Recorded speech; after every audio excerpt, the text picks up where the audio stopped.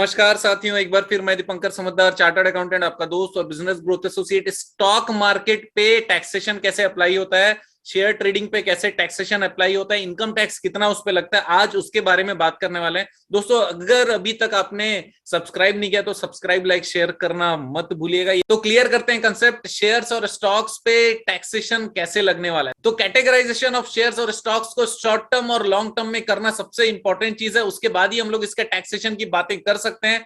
तो देखते हैं कैसे कैटेगराइज करना है। सबसे पहला, इक्विटी फंड्स अगर है, इक्विटी फंड्स अगर है और वो 12 महीने से कम है अगर होल्डिंग पीरियड, तो ये शॉर्ट टर्म में आएगा, और 12 महीने या उससे ज्यादा है तो लॉन्ग टर्म में आएगा। इस चीज को आराम से समझिएगा, 12 महीने से एक दिन कम हुआ तो शॉर्ट टर्म, 12 महीने हुए या उससे ज्यादा हो गए तो लॉन्ग टर्म हो गया। ये किसकी बात होगी? इक्विटी फंड की बात हो गई, राइट। दूसरा, डेब्ट फंड। डेब्ट फंड क्या है? 36 मंथ से कम हुआ, इसका मतलब 36 मंथ से एक दिन अगर कम हुआ तो ये क्या हो जाएगा? शॉर्ट टर्म माना जाएगा। वही डेब्ट फंड अगर 36 मंथ, 36 महीने और या उससे ज्यादा हो जाए तो वो उसको लॉन्ग टर्म माना जाएगा। अच्छा, हाइब्रिड। हाइब्रिड फंड क्या होता है? मिक्स होता है। हाइब्रिड में डेब्ट और इक्विटी मिक्स होता है। अगर वो हाइब्रिड फंड है तो उसको डेब्ट फंड कंसीडर ना करते हुए उसको इक्विटी के जैसा माना जाएगा, तो इक्विटी के जैसा रूल्स यहां अप्लाई होगा। इसको भी 12 महीने से कम रहा तो शॉर्ट टर्म होगा, 12 महीने या उससे ज्यादा हो गया तो क्या हो जाएगा? लॉन्ग टर्म हो जाएगा, राइट। अब हाइब्रिड में डेब्ट ओरिएंटेड, यहां पर क्या था? हाइब्रिड इक्विटी ओरिएंटेड था, इसीलिए इक्विटी वाला रूल लागू हुआ।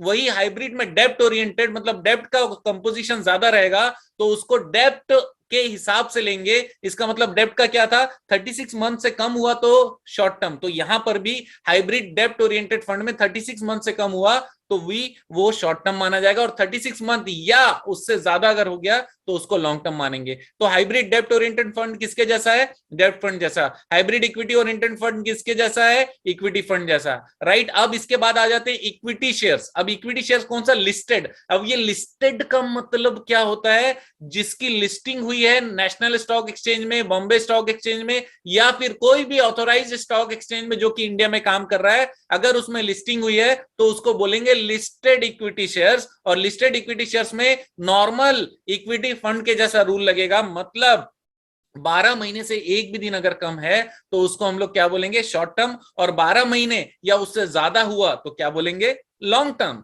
राइट। इक्विटी शेयर्स अनलिस्टेड, इसका मतलब जो कोई भी ऑथराइज्ड स्टॉक एक्सचेंज में लिस्टेड नहीं है, उस पर ट्रेड नहीं होती, तो फिर ये बीच का रास्ता है ना, वो 36 महीने ना 12 महीने, बीच का रास्ता क्या है? 24 महीने। तो अनलिस्टेड वाले में बीच का रास्ता वर्ड याद रख लेना, 24 महीने से एक दिन अगर कम है तो उसको शॉर्ट टर्म मानेंगे, और 24 महीने या उससे ज्यादा है तो क्या मानेंगे? लॉन्ग टर्म मानेंगे, राइट। तो मैंने यहां पर आपको दो नोट्स बताए थे, इक्विटी फंड का नोट नंबर 1 और डेब्ट फंड का नोट नंबर 2। इक्विटी फंड के बारे में क्या है? Equity fund are those mutual funds whose portfolios equity exposure exceeds 65%। इसका मतलब इक्विटी फंड्स वो वाले म्यूचुअल फंड होते हैं जिसमें 65% या उससे ज्यादा, 65% या उससे ज्यादा पैसा इक्विटी में लगा होता है, राइट। और डेब्ट fund are those mutual fund whose debt exposure is in excess of 65%। Equity के जैसा ही इसका भी फॉर्मूला है डेब्ट का, कि अगर टोटल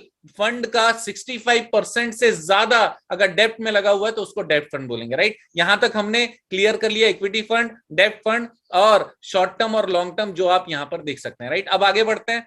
अब यहां पर सीधा सीधा टैक्सेशन पे आ जाते हैं। ये वाले पेज का स्क्रीनशॉट ले लेना, क्योंकि ये आप लोगों के लिए बहुत इंपॉर्टेंट है। जितने लोग स्टॉक ट्रेडिंग करते हैं, शेयर में ट्रेडिंग करते हैं, उनको पता नहीं रहता, और कई बार उनके कंसल्टेंट भी उनको प्रॉपरली बता नहीं पाते, और बता पाते भी होंगे तो पोस्टमार्टम जैसा होता है, बाद में बताते हैं। आप पहले से जानकारी रखिए कि आपको कितना टैक्सेशन लगने वाला है, क्योंकि मैं आपको ना शेयर्स और स्टॉक्स में टैक्स सेविंग करने का जबरदस्त आइडिया देने वाला हूं आगे आने वाले वीडियोस में। केवल एक छोटा सा रिक्वेस्ट है, इस पे कमेंट कर देना, राइट। तो आगे बढ़ते हैं, यहां पर टैक्सेशन की बात करते हैं। अगर इक्विटी फंड है, जिसका मैंने मीनिंग बता दिया है, और वो शॉर्ट टर्म है, शॉर्ट टर्म है तो फिर क्या हो जाएगा? 15% टैक्स लगेगा बिना दिमाग लगाए, राइट। अगर वो लॉन्ग टर्म है तो वहां पर देखना पड़ेगा, अप टू 1 लाख है तो कुछ नहीं लगना है। ये अच्छी बात हो गई। 1 लाख रुपए तक लॉन्ग टर्म कैपिटल गेन हुआ इक्विटी फंड में, आपको कोई पैसा नहीं लगने वाला। और 1 लाख रुपए से ज्यादा अगर आपका हो गया तो फिर आपको केवल 10% लगने वाला है। तो ये अच्छी बात हो गई। इक्विटी फंड में शॉर्ट टर्म कितना होगा? 15%। लॉन्ग टर्म कितना हुआ, 1 लाख तक है, छोड़ दो भैया, 1 लाख से ऊपर है 10% लगा दो। यहां तक क्लियर हो, यस और नो, बराबर। आगे बढ़ते हैं, डेब्ट फंड। अगर डेब्ट फंड है तो शॉर्ट टर्म कैपिटल गेन अगर हुआ तो इन्वेस्टर के इनकम का जो भी स्लैब चल रहा होगा वो उस स्लैब में टैक्स होगा। इसका मतलब अगर कंपनी हुई तो कंपनी के रेट में लगेगा, अगर वो इंडिविजुअल ने डेब्ट फंड में इन्वेस्ट किया तो इंडिविजुअल का रेट लगेगा, अगर पार्टनरशिप ने किया तो पार्टनरशिप का रेट लगने वाला है, और किसी और ने किया तो उसका रेट लगेगा। तो उसका जो भी पर्टिकुलर स्लैब में वो आता होगा वहां पे स्लैब में जाके ये जुड़ जाएगा, उसका इनकम बढ़ा देगा।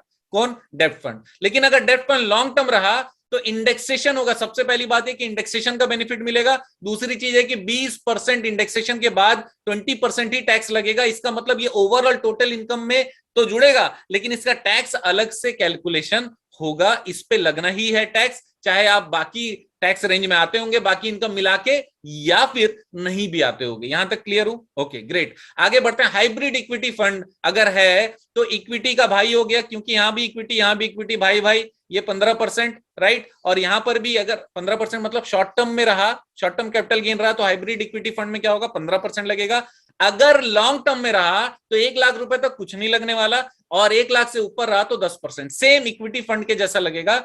और ये जो हाइब्रिड डेब्ट ओरिएंटेड फंड है इसका भी सेम फॉर्मूला है डेब्ट फंड जैसा। मतलब ये जो शॉर्ट टर्म कैपिटल गेन रहा है हाइब्रिड डेब्ट ओरिएंटेड फंड का, तो इन्वेस्टर के इनकम में जुड़ जाएगा, और इन्वेस्टर का जो भी स्लैब में आता होगा उस स्लैब में ही उसको देना पड़ेगा। और अगर लॉन्ग टर्म कैपिटल गेन रहा तो फिर 20% लगेगा, लेकिन इंडेक्सेशन लगाने के बाद। तो इंडेक्सेशन का बेनिफिट आपको पक्का मिलेगा यहाँ पे, राइट। आगे बढ़ते हैं, इक्विटी शेयर अगर लिस्टेड रहा तो सेम इक्विटी फंड के जैसा चलेगा, 15% शॉर्ट टर्म कैपिटल गेन पे, और लॉन्ग टर्म में 1 लाख तक कुछ नहीं, और 1 लाख से ऊपर रहा तो 10%। यहां तक क्लियर है।